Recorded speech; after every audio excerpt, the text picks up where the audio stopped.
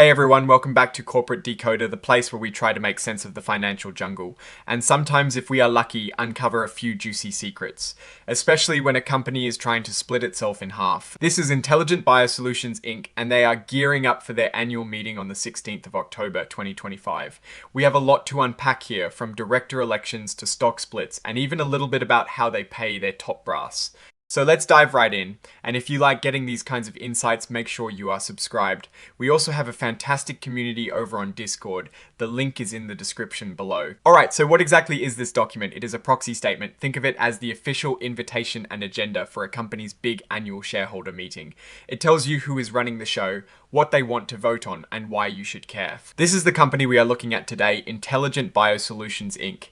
They are holding their annual meeting to vote on several important proposals. So what exactly are they voting on? First up, they want to elect 4 directors. Then they want to ratify their auditor, which is pretty standard, but things get interesting with the next few proposals. They want to amend their 2019 long-term incentive plan, which basically means they want to issue more shares to employees. Then comes the big one, a stock split proposal. They are also asking for permission to adjourn the meeting if needed to get more votes for these proposals. If you own shares as of the 11th of September 2025, you get to vote. They had about 9 million shares outstanding on that record date. This meeting is going to be virtual, so no fancy ballrooms here. You need to register online by the 15th of October to get your special link and password. If you have trouble logging in or anything goes wrong during the meeting, they have technicians ready to help. You can email them or call a toll-free number. You can vote online before the meeting at a specific website by phone or by mail. Whichever way you do it, make sure your vote counts. The board is recommending a for vote on almost all of these proposals, including the director elections, the auditor ratification, the plan amendment, and the shareholder approval for issuing more shares through warrants. They also want you to vote for allowing them to adjourn the meeting if they need more votes for some of these bigger proposals. Let us look at the directors. Stephen Boyages, Jonathan Hurd, Jason Berg, and Nicola Fraser are up for re-election. The board thinks they are doing a good job, and that they are all independent. Dr. Boyages has a long career in medicine, specifically diabetes and endocrinology. He also served as interim CEO for a bit. His medical and management experience is seen as valuable. Mr. Hurd has a background in finance and regulatory compliance, working with broker-dealers and investment advisors. He was also a supervisor at FINRA. His financial expertise is highlighted. Mr. Eisenberg is an assistant general counsel and has a lot of experience with corporate transactions. He is noted for negotiating deals worth $1 billion. Ms. Fraser is a managing partner at a financial consulting company and previously held senior roles at JP Morgan Chase and Fannie Mae. Her financial reporting and compliance experience is a key asset. The company emphasizes its commitment to strong corporate governance with independent directors and a clear code of ethics. They believe this structure helps them oversee management effectively. The board met a total of 7 times, and committees also held meetings or acted by written consent during the fiscal year. Each director seems to have attended most of these. They have an audit committee, a compensation committee, and a nominating committee. The audit committee has reviewed the financial statements with management and the independent auditors, UILP.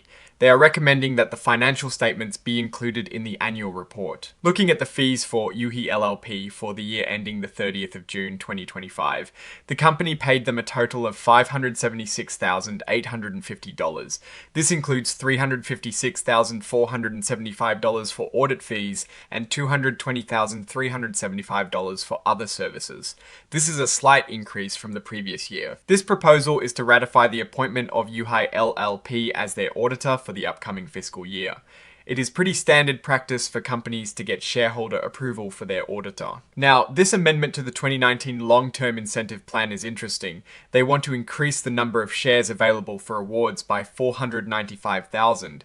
This means they can grant more stock options or other equity awards to employees and executives. As of the 30th of June 2025, they had 1,192,655 securities remaining available for future issuance under their equity compensation plans. This proposal would increase that number. This is where it gets complicated. They issued new warrants called Series J and placement agent warrants and need shareholder approval to issue the underlying stock to avoid issues with NASDAQ rules. They are asking for approval for the issuance of up to 4147616 shares. This is a significant number and will dilute existing shareholders. These warrants are exercisable starting after stockholder approval and expire in January 2031. The key is that without this approval, they cannot let people exercise these warrants, which could hurt their ability to raise funds if they cannot get proceeds from these options. Looking at who owns a lot of stock, Aliska Master Fund LP owns almost 10% of the company. This is a substantial holding. This is the major event they are preparing for. They want approval to do a reverse stock split anywhere from a 1 for -2 to a 1 for -10 ratio. The main reason is to keep their stock price above the $1 minimum required by the Nasdaq stock market. While they are currently in compliance, they have had issues in the past. Giving the board this power means they can act quickly if the price dips again. The goal is to increase the share price and avoid being delisted from Nasdaq. A lower stock price can make it harder to attract investors and can increase trading costs as a percentage of the stock's value. As of the 11th of September 2025, they had 9,028,712 shares outstanding. If they did a 1 for -10 split, that would be just over 900,000 shares outstanding. That is a massive change. For tax purposes, this reverse split is generally treated as a reorganization. It should not create a taxable event unless you receive cash for fractional shares. This is a fallback. If they do not get enough votes for the warrant exercise proposal, they want the power to adjourn the meeting to try and get more votes. Similarly, if they do not get enough votes for the reverse stock split, they want the ability to hold off the vote and get more shareholder support. Let us look at how the top people are paid for the year ending the 30th of June 2025. Harry Simeonidis, as CEO, earned a salary of $366,250 and stock awards valued at $56,945.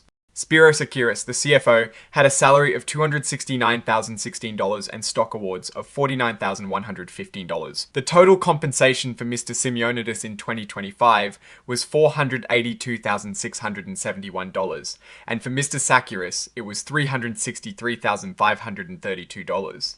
This includes their base salary, stock awards, and other compensation like car allowances and mandatory superannuation contributions in Australia. Directors receive cash fees for their service, with extra for chairing committees. For example, the chairman of the board gets an additional $25,000. Intelligent Biosolutions Inc. DOD frank restatement recoupment policy makes it so that if there is a financial restatement, incentive compensation given after the 2nd of October 2023 can be taken back. This is a common clawback policy to ensure accountability. This table shows who owns what. All executive officers and directors as a group own about 1.27% of the company. Back to the directors, a simple majority of votes cast is needed to elect them. For the auditor ratification, a majority of votes cast is also needed. This is the recommendation for all proposals. The board unanimously recommends you vote for everything, including that significant reverse stock split. Now, let us shift gears into our take on all of this. Intelligent Biosolutions Inc. is clearly doing what it needs to do to stay listed on Nasdaq, which is essential for visibility and access to capital. The reverse stock split, if they go through with it, is a necessary evil for many smaller companies that struggle to maintain a $1 stock price. It does not magically make the company more valuable, but it can attract different types of investors and reduce the volatility often seen with penny stocks. The proposal to issue more shares through warrants is a bit of a double-edged sword. On one hand, it could signal the company is raising capital needed for operations or growth, which is good. On the other hand, it means dilution for existing shareholders, meaning your ownership stake becomes a smaller piece of the pie. The fact that they need shareholder approval for this under Nasdaq rules shows the importance of even seemingly small share issuances. The compensation for the executives seems reasonable given their roles and the company's size, especially with the Australian subsidiary impact.